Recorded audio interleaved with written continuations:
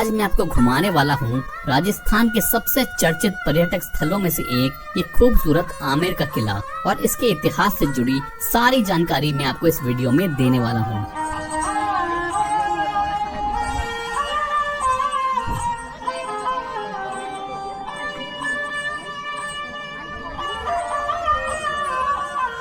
तो सबसे पहले मैं आपको ये बता देता हूँ कि जयपुर शहर को 3 भागों में बांटा गया है, जो है ओल्ड सिटी, न्यू सिटी और पिंक सिटी। अभी जो हिस्सा हम घूमने आए हैं ये ओल्ड सिटी में बसा आमेर फोर्ट है, जिसको अंबर पैलेस के नाम से भी जाना जाता है। किसी जमाने में ये जगह मीणा जनजाति के राजाओं की राजधानी हुआ करती थी, जिन्हें साल 1037 यानी कि 1037 में कछवाहा राजपूतों ने हराकर अपने अधीन कर लिया था। आमेर में बसावट करने के साथ ही साथ आमेर किले की नींव राजा मान सिंह प्रथम ने 1589 यानी कि 1589 में रखी थी, और इसको उन्होंने अपने रेजिडेंस के रूप में बनवाया था।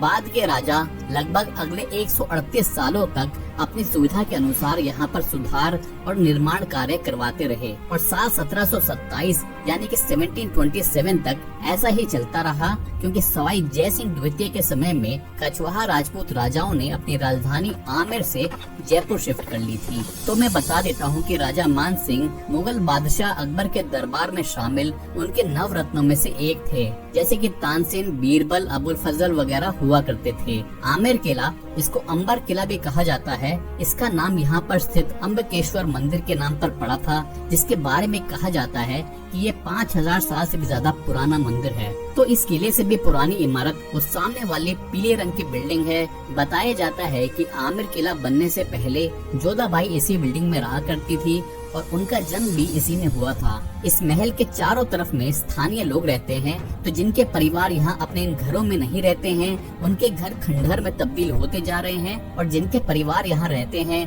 वो इनकी मरम्मत करवा के यहाँ रह रहे हैं, क्योंकि ये वर्ल्ड हेरिटेज सिटी में आता है। यहाँ चारों तरफ आपको अरावली हिल्स दिखाई देगी, और ऊपर में किले की बाउंड्री दिखाई देगी, जो कि कुल मिलाकर 12 किलोमीटर की है और पूरी ओल्ड सिटी को कवर करती है। वहाँ पहाड़ी के ऊपर में आपको जयगढ़ फोर्ट दिखाई देगा, जहाँ सैनिक रहते थे और प्रैक्टिस किया करते थे।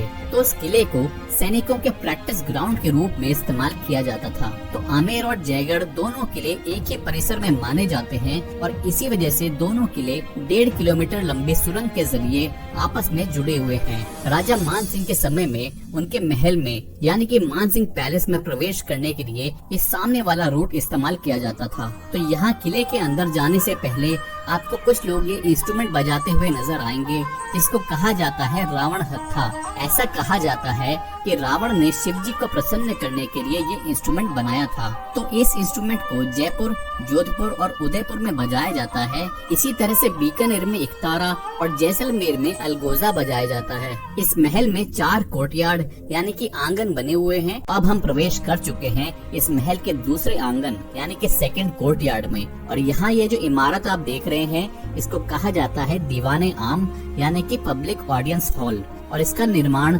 मिर्जा राजा मान सिंह ने 16वीं शताब्दी के अंत में करवाया था। उनके बाद के उत्तराधिकारी राजा फिर अपने जरूरत के अनुसार यहाँ पर निर्माण कार्य करवाते रहे।